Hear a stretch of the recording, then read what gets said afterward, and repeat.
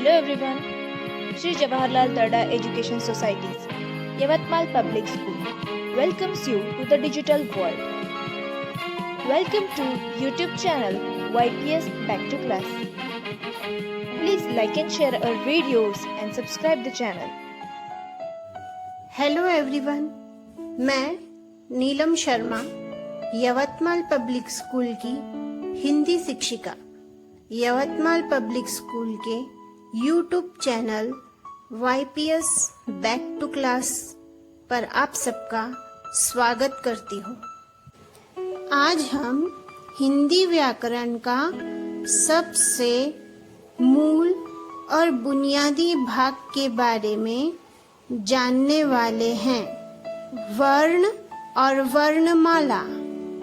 जब हम बोलते हैं तो हमारे मुख से आवाजें अथवा ध्वनियां निकलती है।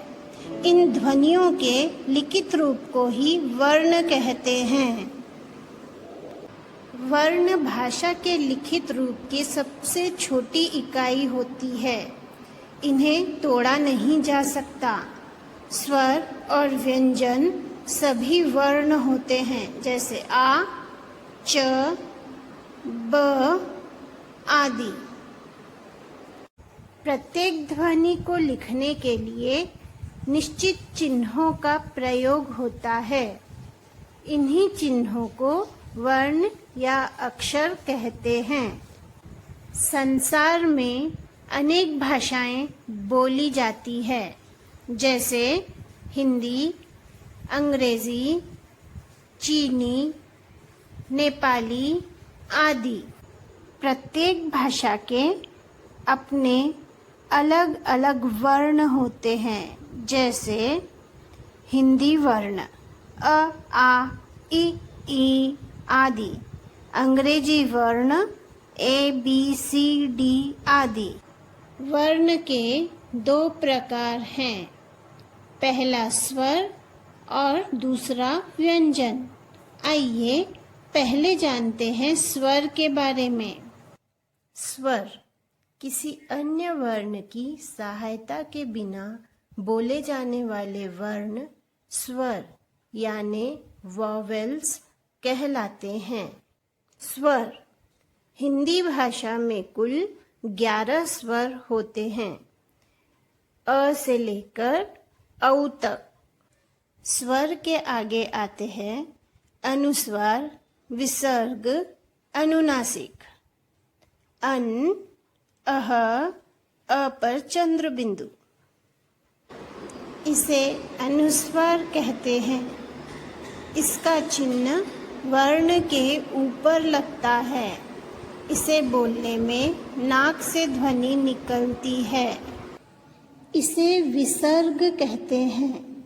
इसका चिन्ह वर्ण के बाद में लगता है। इसे बोलने में अंत में ह की ध्वनि आती है। इसे अनुनासिक कहते हैं। इसका चिन्ह भी वर्ण के ऊपर लगता है। इसका उच्चारण करते समय नाक और गले से ध्वनि निकलती है। शब्द में स्वरों का प्रयोग दो तरह से होता है। पहला अपने मूल रूप में, जैसे अ, आ, ई आदि, और दूसरा मात्रा के रूप में। अब जानते हैं व्यंजन के बारे में। जिन वर्णों को बोलने के लिए स्वरों की सहायता लेनी पड़ती है, उन्हें व्यंजन यानी कंसोनेंट्स कहते हैं। वर्णमाला में कुल 33 मूल व्यंजन है, क से ह तक। ह के आगे क्ष, त्र, ज्ञ, श्र आते हैं। इन्हें संयुक्त व्यंजन कहते हैं। दो अलग अलग व्यंजनों के मेल से बने व्यंजन को संयुक्त व्यंजन कहते हैं। ड़, ढ़ इन्हें अतिरिक्त व्यंजन कहते हैं। इन व्यंजनों से कोई शब्द शुरू नहीं होता है। यह हमेशा शब्द के बीच में या अंत में आते हैं। उदाहरण के लिए सड़क, कपड़ा, पढ़ाई। अब जानते हैं वर्णमाला के बारे में। स्वर और व्यंजन को जोड़कर वर्णमाला बनती है। इस वीडियो से हमने जाना स्वर, अनुस्वर, विसर्ग, अनुनासिक, मूल व्यंजन, संयुक्त व्यंजन, अतिरिक्त व्यंजन और वर्णमाला के बारे में। आशा है कि आपको इस वीडियो के माध्यम से वर्ण और वर्णमाला की विस्तृत जानकारी मिली होगी। धन्यवाद। अगर आपको मेरा यह वीडियो पसंद आया तो लाइक और शेयर करना ना भूलें। साथ ही हमारे YouTube channel YPS back to class को सब्सक्राइब भी ज़रूर कीजिए ताकि आगे आने वाले वीडियोस का नोटिफिकेशन आपको मिलता रहे।